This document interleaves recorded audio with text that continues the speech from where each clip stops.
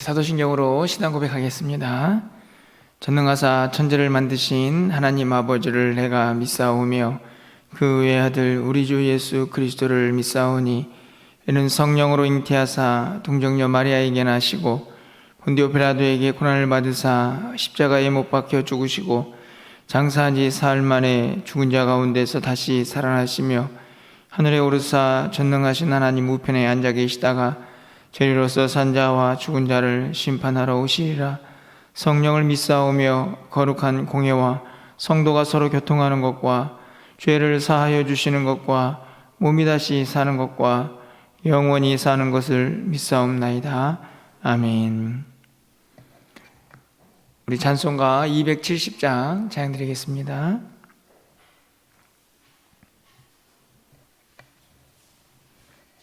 (270장입니다)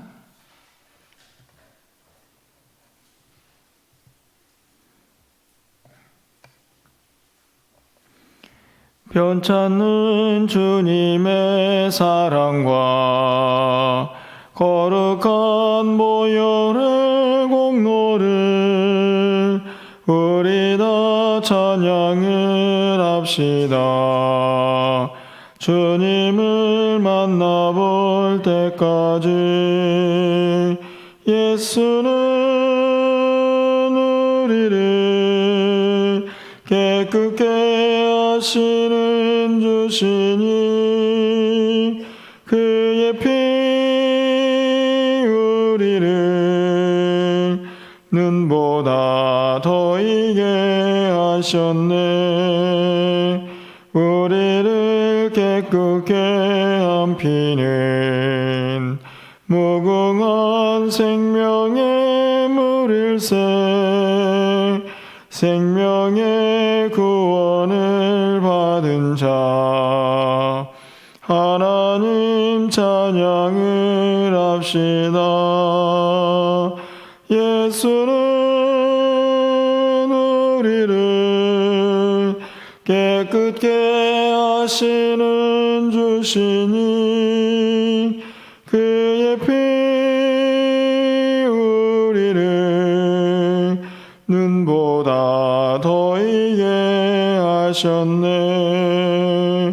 주님의 거룩한 보혈을 날마다 입으로 간증해 담대히 싸우며 나가세.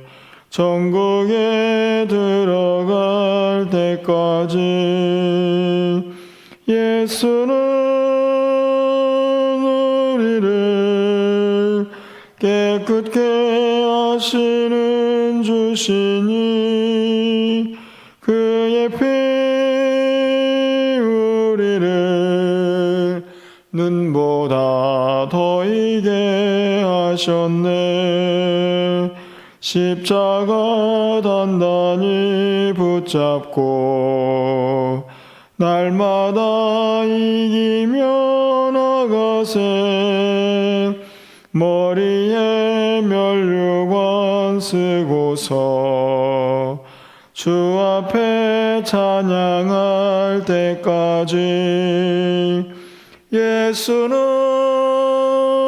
우리를 하시는 주시니 그의 피 우리를 눈보다 더 이게 하셨네. 아멘. 오늘 하나님 말씀은 출애굽기 28장 31절에서 39절까지 말씀입니다.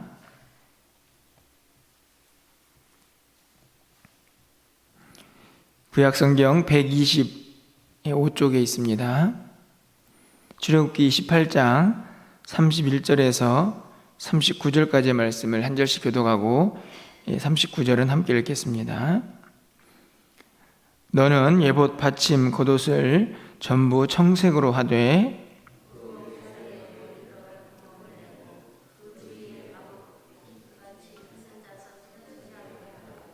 그 옷 가장자리로 돌아가며 청색, 자색, 홍색 실로 석류를 수놓고 금방울을 간격을 두어 달되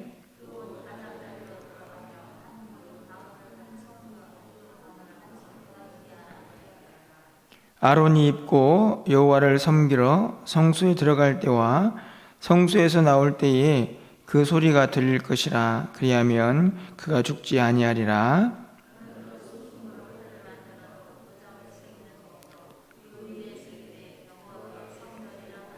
그 패를 청색 끈으로 관 위에 매되 곧 관 전면에 있게 하라.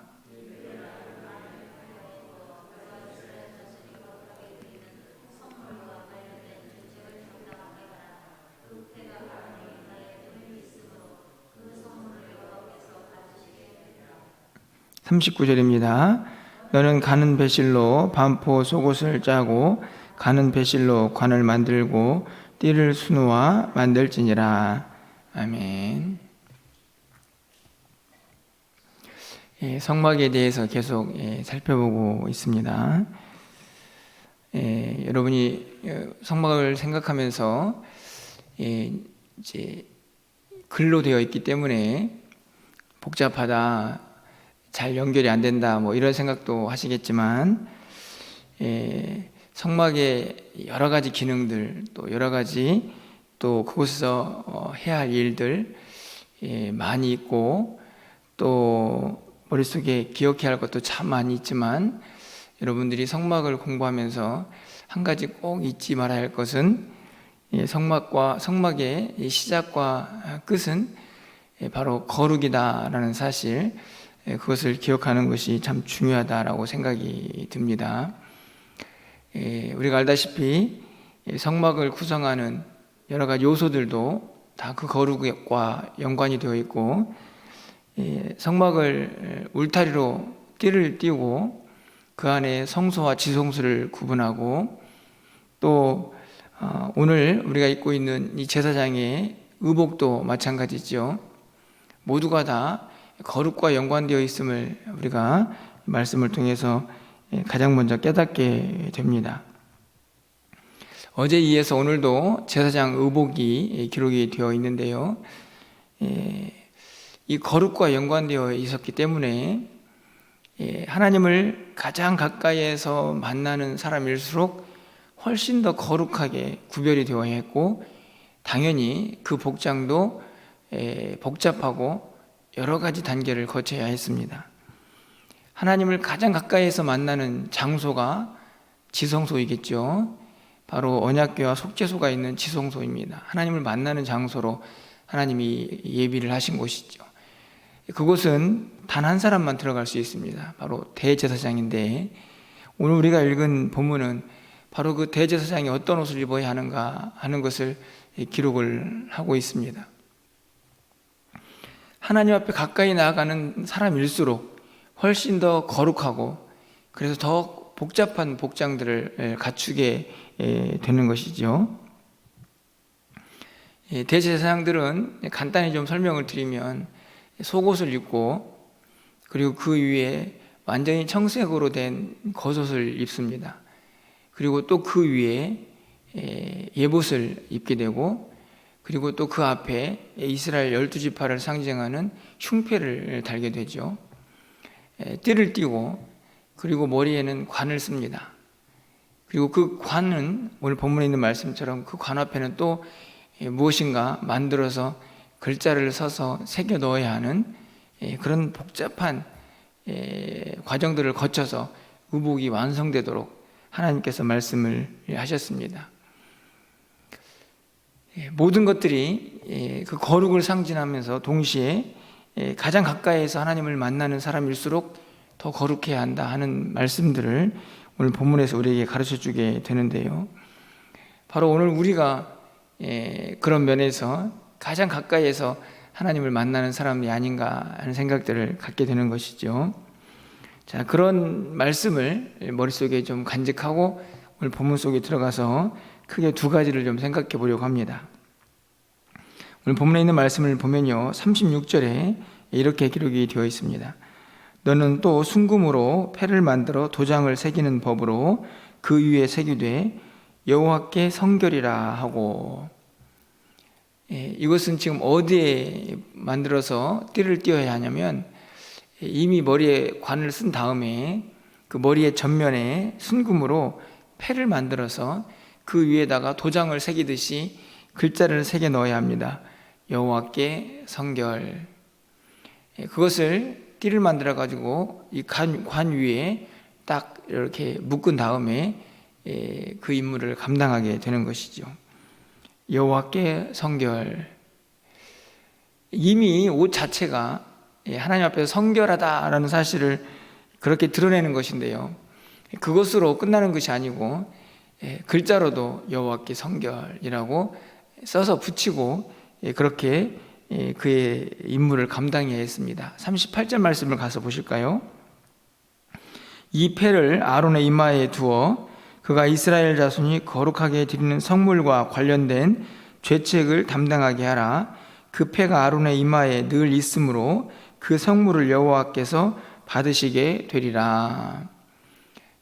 이 여호와께 성결이라는 이 문구가 그 사람이 무슨 일을 하고 있는가, 그리고 그 사람은 어떻게 구별되어야 하는가 하는 것을 드러낸다 하는 말씀입니다. 그렇죠. 하나님을 섬기는 자이기 때문에 거룩해야 합니다.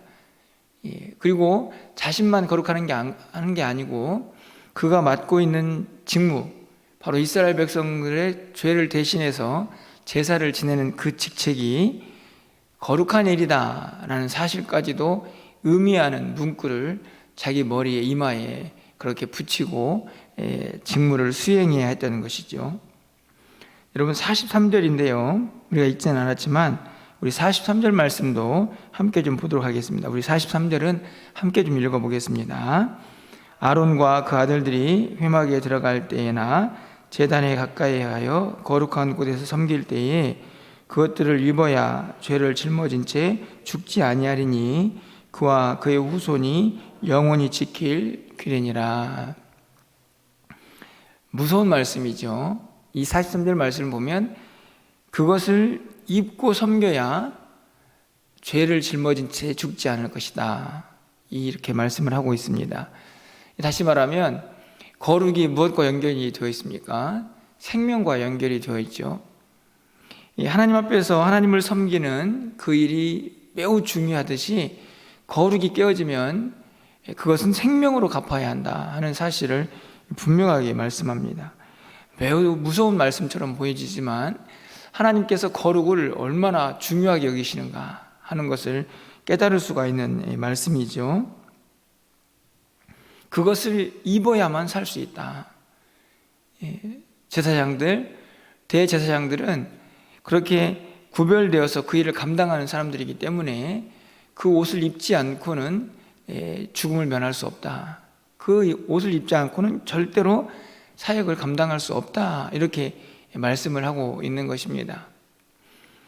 여러분, 이것은 오늘 신약시대의 우리의 모습과 다르지 않습니다. 어제도 말씀을 통해서 살펴보았지만 우리가 이 땅을 살아온 동안에 어떤 옷을 입고 있습니까? 예수 그리스도로 옷을 입고 있죠. 그 옷을 입지 않고는요 절대로 영원한 생명을 얻을 수 없습니다. 그리고 그 영원한 생명도, 그 거룩도 어떻게 주어집니까? 예수 그리스도의 생명으로 주어지죠. 바로 그 십자가도 이 거룩이 무엇을 통해서 얻어지고 그 거룩을 어떻게 지켜야 하는지도 분명하게 알 수가 있게 하는 사건입니다. 우리에게 깨끗함, 그리고 영원한 하나님 나라의 생명을 주시기 위해서 예수님께서 십자가에 피 흘려 돌아가셨죠. 그리고 그 그리스도의 옷을 입은 사람만 영원한 생명을 얻습니다. 바로 그 옷을 입은 사람만 깨끗하게 되는 것이죠. 바로 생명이 거룩을 낳습니다. 그리고 생명으로 그 거룩을 지켜내죠. 오늘 이 대제사장들이 입은 옷은요 단순하게 복잡한 규정을 의미하는 것만이 아니고 그 거룩을 지켜내기 위해서 얼마나 애를 써야 하는가 하는 사실, 좀 불편함을 감수해야만 그 거룩을 지켜낼 수 있다는 것도 분명하게 가르쳐주고 있습니다. 오늘 우리가 하나님 앞에서 죄 많은 세상을 살아가는 동안에 우리에게 허락하신 그 십자가의 보혈로 허락하신 그 거룩을 어떻게 지켜내고 있는지, 어떤 각오를 가지고 지켜내고 있는지를 다시 한번 깨닫게 하는 말씀이라고 생각이 듭니다. 그것을 확실하게 한 번 더 깨닫게 하는 본문이 있는데요, 여러분 33절 말씀을 좀 가서 보겠습니다. 그 옷 가장자리로 돌아가며 청색, 자색, 홍색 실로 성류를 수놓고 금방울을 간격을 두어 달되. 자, 제사장, 대제사장들이죠, 옷을 입게 됩니다. 이제 예봇을 입기 전에 겉옷을 입게 되는데, 그 끝에 그 옷자락 끝부분에 금방울 달아라, 이렇게 기록을 하고 있는 말씀입니다. 자, 왜 금방울 달라고 했을까요? 35절 말씀입니다. 우리 35절은 함께 좀 읽어보겠습니다. 35절입니다. 아론이 입고 여호와를 섬기러 성수에 들어갈 때와 성수에서 나올 때에 그 소리가 들릴 것이라. 그리하면 그가 죽지 아니하리라. 여기서도요, 방울이 죽음과 연관이 되어 있습니다. 자꾸 이 성막에서 사명을 감당하는 제사장들, 대제사장들에게 의복을 이야기하는데 자꾸 죽음과 연관되어 있는 그런 말씀들, 다시 생각해 보면 이 거룩을 어떻게 지켜내야 하는가 하는 것을 또 한번 깨닫게 하는 말씀이죠. 35절 말씀은 방울 소리가 죽지 않은 증거로 그렇게 결과적으로 되어 있지만, 실제적으로 이 말씀은 이 대제사장이 성소와 지성소를 오가면서 임무를 감당하지 않겠습니까? 제사를 지낼 때에 그렇게 소리가 나야, 이 사람이 지금 죽지 않고 사역을 잘 감당하고 있구나 하는 증거로 삼기 위해서 방울을 달라 하는 말씀이죠. 저는 이 방울을 좀 생각하면서요, 참 많은 은혜를 받게 되는데, 이 방울이 바로 오늘 우리에게도 달려있다 하는 생각을 갖게 됩니다. 왜 그럴까요? 여러분, 방울은요, 움직이면 소리가 나게 되어 있습니다. 소리가 나야 정상입니까? 안 나야 정상입니까? 오늘 본문을 보면요, 소리가 나야 합니다.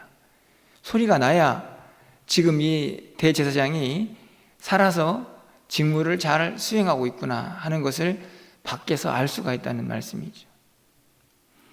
저는 매우 중요하다 생각이 듭니다.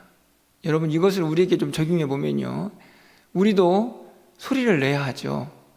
우리도 존재감이 있어야 한다는 말씀입니다. 세상을 살아가는 동안에 하나님께서 우리를 어떻게 부르셨습니까?